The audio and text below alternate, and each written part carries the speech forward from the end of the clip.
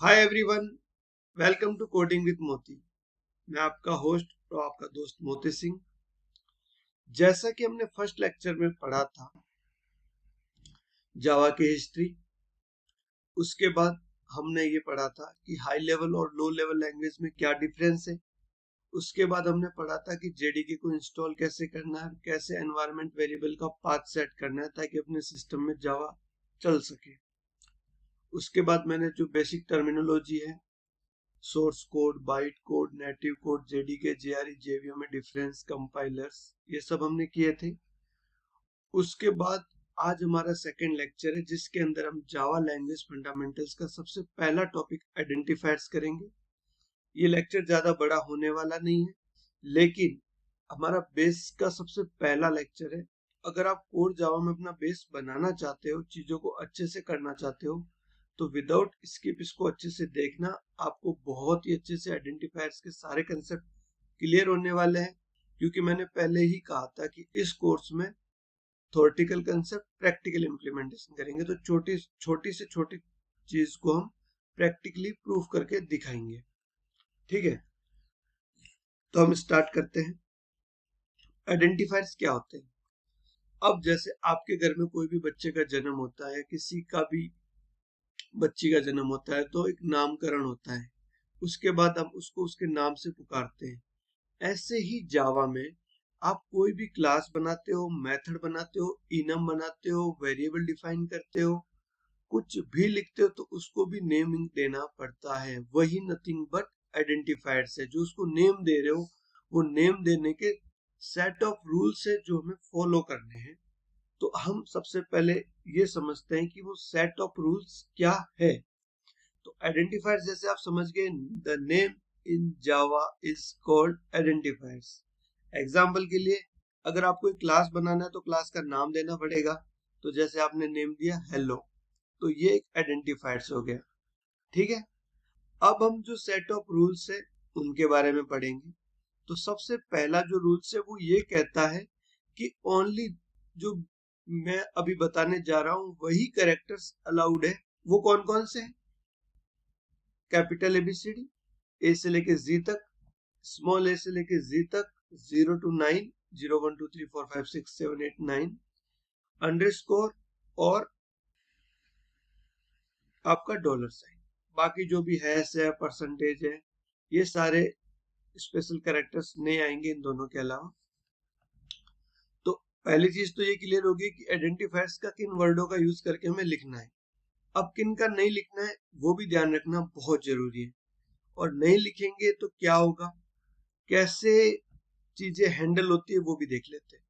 For example, मैंने एक class बनाई हेलो, उसके अंदर एक वेरिएबल डिफाइन किया। ठीक है, मैंने एक वेरिएबल डिफाइन किया जिसका नाम रखा इंट। ठीक है, और एज, और मैंने हैश बना दिया और उसकी वैल्यू दे दी 10। अब अगर आप इसको कंपाइल करते हो तो आप देखोगे ये एज के बाद हैश के बाद एरर दिखा रहा है।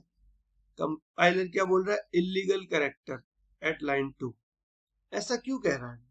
इसीलिए कह रहा है कि जब आपका कोड कंपाइल होता है तो कंपाइलर चेक करता है कि जो मेरे पास लाइब्रेरी है जिसमें मैंने आइडेंटिफायर्स लिखने का तरीका बताया, क्या यूजर वही चीजें फॉलो कर रहा है।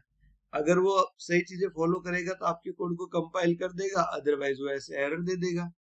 तो अब इसी में ही हम क्या करते हैं, ये स्पेशल कैरेक्टर जो है वो हटा देते हैं। मैं कंट्रोल एस किया और अब मैं वापस से कंपाइल करता हूँ।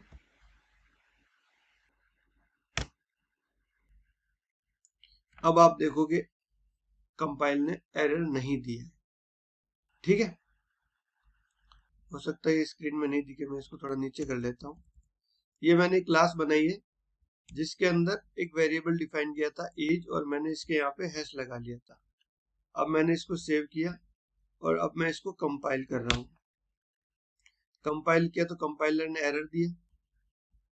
अब मैंने क्या किया कि ये जो हमने आइडेंटिफायर्स डिफाइन किया, कंपाइलर बोलता है यार मैंने ये तो नहीं बताया था आपके इसमें हैश लिखो, आप हैश लिख रहे हो, इसीलिए उसने एरर दे दिया। अब मैं स्पेशल कैरेक्टर वाला हैश हटाता हूँ, वापस से सेव करता हूँ और मैं इस कोड को कंपाइल करता हूँ। अब कंपाइलर बोला आप मेरे सेट ऑफ रूल्स को फॉलो करते हो तो मैं आपको रोक नहीं सकता है, तो आपका कोड कंपाइल हो गया।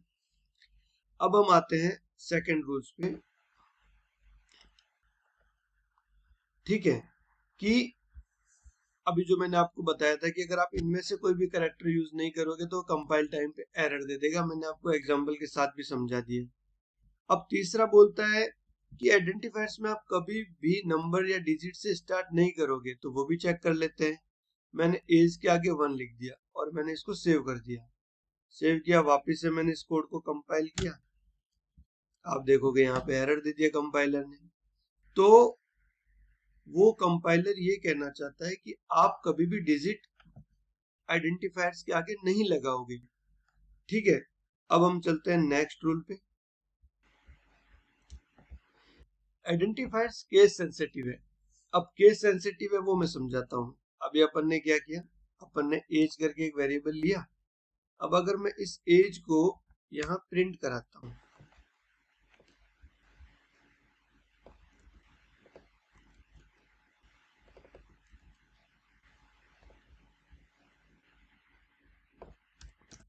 मैंने कैपिटल एज लिख दिया और अब इसको प्रिंट करा रहा हूँ। मैंने इसको सेव कर दिया। अब कंपाइलर कंपाइल करेगा। कंपाइलर बोल रहा है यार आपने एज तो कहीं डिफाइन ही नहीं किया, मींस आप कैपिटल स्मॉल का भी वो चेक करता है, मेरे को एकदम सेम टू सेम चाहिए भाई। आपने स्मॉल में डिफाइन किया तो मैं स्मॉल मानूंगा, अगर आपने कैपिटल में डिफाइन किया तो मैं कैपिटल मानूंगा। एग्जाम्पल के लिए अब मैं यहाँ पे क्या करता हूँ, ये स्मॉल वाला एज है ना, यहाँ लिख लेता हूँ।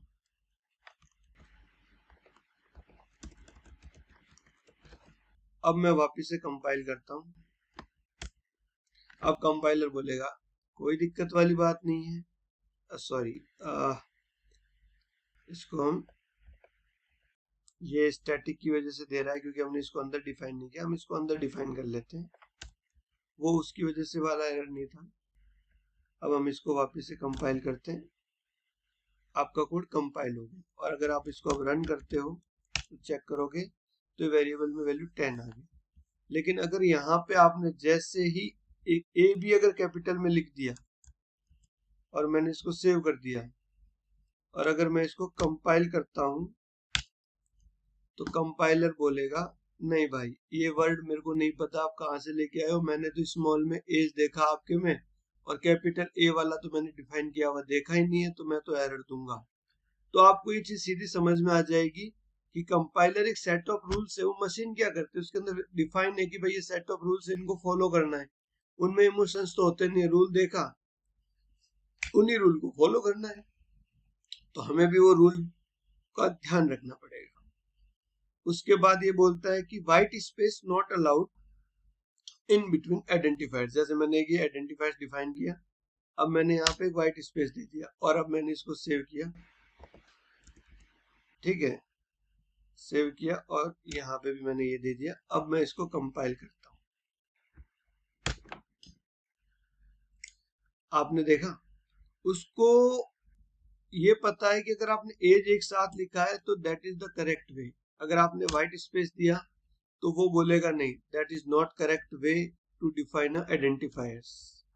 ठीक है, तो हमें कहीं पे भी आइडेंटिफायर्स लिखते टाइम पहली चीज ध्यान रखनी है कि capital A B C D, small A B C D, underscore और डॉलर के अलावा कोई भी वर्ड यूज नहीं करना है, कोई भी स्पेशल कैरेक्टर यूज नहीं करना है।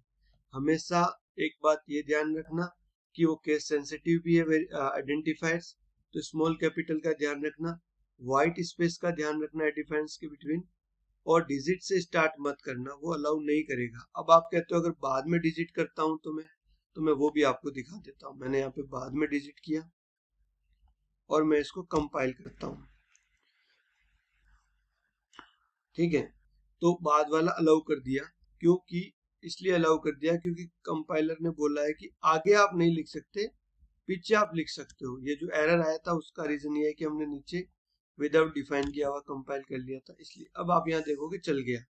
तो अगर आप किसी भी आइडेंटिफायर्स को डिजिट एंड में लिखते हो तो वहां प्रॉब्लम नहीं आएगी क्योंकि ये सेट ऑफ रूल्स के अंदर आता है।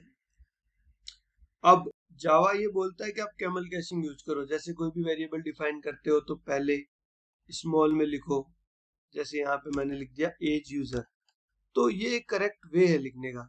आप अगर इसको एज यूजर भी लिखते हो यहाँ पे, आपको एक बहुत अच्छी चीज समझने आने वाली है। मैं पहले कंपाइल करके दिखाता हूँ ताकि आपको समझ में आए मैं क्या कहना चाह रहा हूँ। कंपाइलर बोला इस चीज के लिए मैं आपको रिस्ट्रिक्टेड नहीं करता हूँ कि आप कैमल कैश को फॉलो करो, बट एक ये जावा की स्टैंडर्ड है कि भाई आप कभी भी वेरिएबल डिफाइन करो, कुछ भी ये करो तो कैमल कैश को फॉलो करो। एरर मैं नहीं दूंगा, बट वो that is not good coding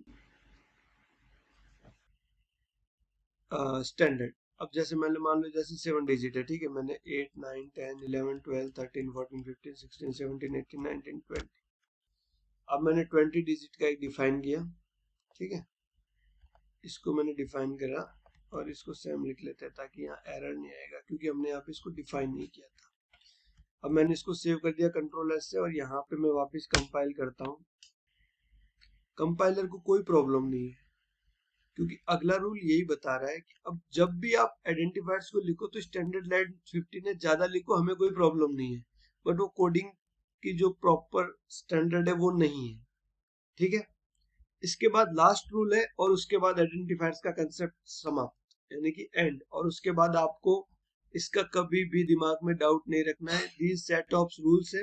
हाँ, अगर कोई फ्यूचर में कोई नया आइडेंटिफायर्स रिलेटेड कोई अपडेट्स आएगा तो मैं अपडेट कर दूंगा, क्योंकि जो पैरेलल एक सीरीज चलेगी जिसमें जावा के सारे फीचर्स चलेंगे, उसके अंदर इस अपडेट को मैं ऐड ऑन कर दूंगा।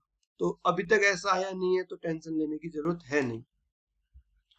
अब है कि जो रिजर्व वर्ड है उनको हम एज आइडेंटिफाइड नहीं लिख सकते। अब जैसे मान लो मैंने यहाँ पे क्या किया, एक वेरिएबल डिफाइन कर दिया इंट इफ इक्वल टू 40, और मैंने इसको सेव कर दिया। अब मैं यहाँ कंपाइल करता हूँ,